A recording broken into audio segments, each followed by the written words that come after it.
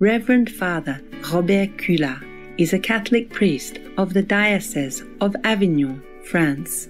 He is also known as Padre Bob. Aside from preaching, he is also an environmental and animal activist, as well as a vegetarian advocate. He loves animals and defends them, and is strongly against factory farming. You may be surprised that Father Robert Cula is well acquainted with heavy metal music and is a metalhead himself.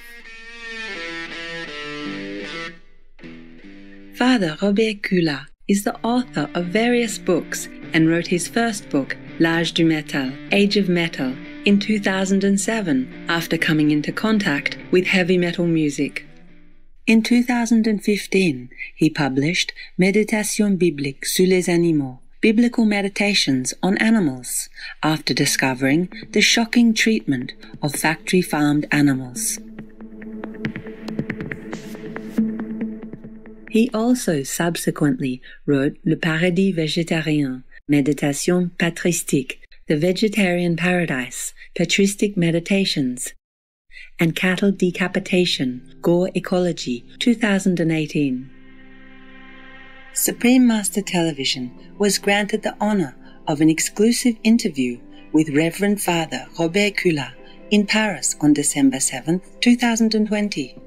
We will now share with you extracts of this very interesting and enlightening interview. In the previous episode, Father Robert Cula spoke about why he wrote The Age of Metal. Today, Father Robert Cula spoke about his vegetarian journey. Pour moi, ça n'a pas été une décision. Vous savez, il y a certaines personnes, ils pourraient dire le jour. Hein, je suis devenu végétarien, c'était tel jour. Non, moi, ça ne s'est pas fait comme ça. Ça a été un processus progressif. Je me suis intéressé au système alimentaire mondial et je me suis dit, c'est une question que tous on se pose, je crois, à un moment ou à un autre. Comment ça se fait qu'il y ait encore de la famine dans le monde, qu'il y ait encore des enfants qui meurent de faim, alors que ça déborde de richesses de partout. Certes, il y a des pays dits pauvres, des pays riches. Et ça, si vous voulez, c'est une question aussi qu'un homme que j'apprécie beaucoup, qui s'appelle Jean Ziegler, qui est un Suisse, et qui a été observateur à l'ONU pendant des années sur la question de l'alimentation au niveau mondial. Quand il parle, Jean Ziegler, qui est un spécialiste de la question de la famine, de l'alimentation dans le monde, il dit, de manière très crue, chaque enfant qui meurt actuellement, c'est un crime. Il utilise le terme de crime. Et pourquoi il dit ça? Parce qu'il dit, on pourrait l'éviter. On peut absolument éviter tout ça, mais ceux qui nous gouvernent ne le veulent pas. Je me suis intéressé à cette question de l'alimentation. Pourquoi il y a la famine? Pourquoi tout ça? Logiquement, au bout d'un moment, si vous étudiez ce thème, forcément, vous allez tomber sur un sous-thème qui s'appelle « Industrie de la viande ». C'est inévitable. Surpêche. Et là, vous commencez à comprendre des choses. Et vous vous dites, tiens, la déforestation dont on nous parle tant en Amazonie ou en Indonésie ou ailleurs, c'est pourquoi on massacre ces forêts qui sont un patrimoine extraordinaire de l'humanité et qui en plus sont vitales pour notre survie. Par exemple, si on parle, pas pour l'Indonésie, mais si on parle pour l'Amérique latine, le Brésil, enfin ces pays-là, bon, c'est pour faire des cultures intensives de soja, par exemple. Bon, souvent en plus du soja OGM, vous voyez, bon, tout ça c'est merveilleux. Et ce soja, il sert à quoi? Il ne sert pas à nourrir les Brésiliens. Le Brésil, c'est au contraire un des pays où il y a beaucoup de pauvreté, beaucoup de famine, mais il va servir à nourrir les porcs de Bretagne, dans nos élevages en Bretagne. J'ai commencé à comprendre comment fonctionnait cette industrie de la viande. Et à partir de ce moment, je me suis dit, tu ne peux plus cautionner, encourager par tes achats ce système qui est mauvais, qu'il faudrait absolument supprimer le plus rapidement possible. Évidemment, j'ai pensé aux animaux, eux-mêmes, pas seulement aux dégâts écologiques de cette industrie de la viande. Je vous reviendrai aux animaux, mais aussi au fait que, bon, les chiffres exacts, je ne les ai plus, mais ils sont sur Internet, tout le monde les trouve, mais je crois que c'est à peu près, si je me souviens bien, c'est à peu près 70% des terres cultivées dans le monde ne servent pas à nourrir les humains directement, mais servent à nourrir les animaux d'élevage. Vous vous rendez compte la perte d'énergie, la famine, là aussi, on pourrait la résoudre assez facilement si on supprimait la viande. Et après, évidemment, je suis intéressé, bien sûr, aux animaux eux-mêmes.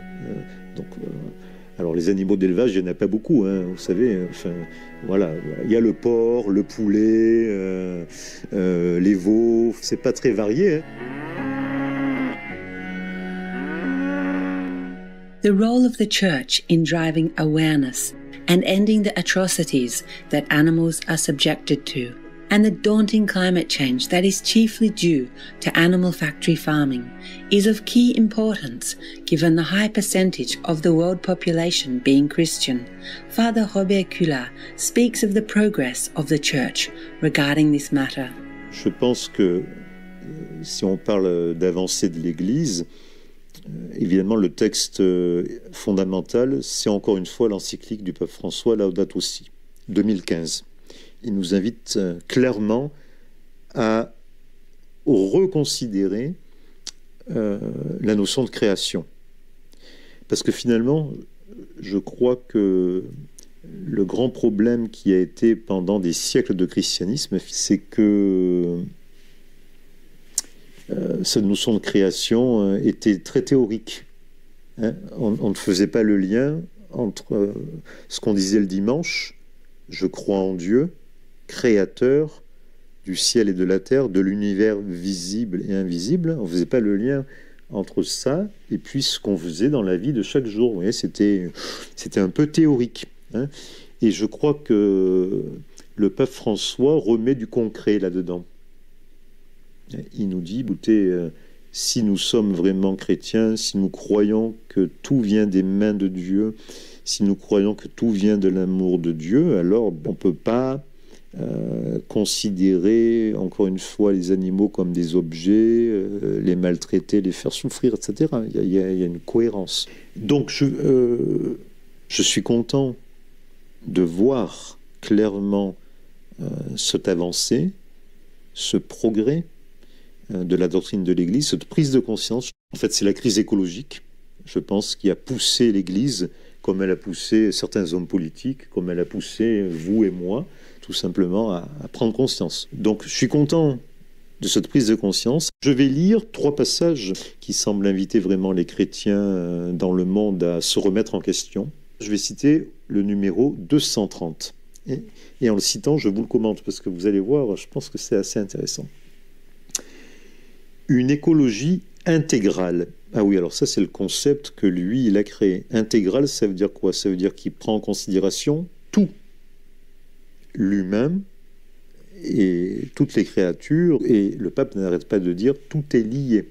On ne peut pas séparer. Une écologie intégrale est aussi faite de simples gestes quotidiens. Vous voyez, il descend dans le concret. Par lesquels nous rompons la logique de la violence, de l'exploitation, de l'égoïsme. Alors, évidemment, il ne parle pas de l'industrie de la viande, mais excusez-moi, la logique de la violence et de l'exploitation, de l'égoïsme, c'est une bonne définition de l'industrie de la viande, vous ne trouvez pas? Elle est parfaite. Donc il faut la rompre, cette logique. Et la suite. En attendant, et ça c'est très intéressant, le monde de la consommation exacerbée, la surconsommation de beaucoup de choses, mais aussi de produits animaux, évidemment, de viande. Donc le monde de la consommation exacerbée est en même temps le monde du mauvais traitement de la vie sous toutes ses formes. Mauvais traitement de la vie sous toutes ses formes. Là encore, c'est une parfaite définition de ce qu'est aujourd'hui l'univers de l'industrie de la viande, des abattoirs, des élevages industriels et tout ça. Le mauvais traitement de la vie. Hein, voilà. Et en gros, c'est intéressant parce que le pape dit, ben, finalement, pourquoi il y a un mauvais traitement de la vie? Alors il ne dit pas dans l'industrie de la viande, bon, mais quand même, on peut penser que ça en fait partie. Ça, c'est la première citation. Une deuxième citation au numéro 220. Ça, c'est toujours au niveau du pape universel. Cette conversion, c'est un mot fort, hein, parce que la conversion, d'habitude, on en parle quand on passe de l'incroyance à la foi. Hein. Cette conversion écologique implique aussi la conscience amoureuse de ne pas être déconnecté des autres créatures. Le pape insiste beaucoup sur le fait que, certes, l'homme et la femme sont uniques, mais ils font partie de la famille des animaux. Et plus largement de la famille de toutes les créatures. Et d'ailleurs, je rappelle, en commentant ce paragraphe, que dans le premier chapitre de la Genèse, c'est très intéressant, les animaux terrestres sont créés le même jour que l'homme et la femme. Hein? On n'a pas séparé la création des animaux terrestres de la création de l'homme et de la femme. C'est le même jour. Les poissons et les oiseaux, eux, sont créés avant. Je reviens au texte. Donc, la conscience amoureuse de ne pas être déconnectée des autres créatures, de former avec les autres êtres de l'univers une belle communion universelle. C'est magnifique. Une belle communion universelle. Et là, on voit Isaïe. Enfin, relisons Isaïe chapitre 11, c'est exactement ça. Cette belle communion universelle. Le croyant ne comprend pas sa supériorité, parce que le pape maintient qu'il y a une supériorité de l'espèce humaine sur les autres espèces animales, comme motif de gloire personnelle ou de domination irresponsable, mais comme une capacité différente, lui imposant à son tour une grave responsabilité qui naît de sa foi. Grave responsabilité. Si on est les prêtres de l'univers, si on est les rois de la création, eh bien, on a une grave responsabilité vis-à-vis des autres créatures. Donc, attention. Là, je crois que c'est très très clair quand même.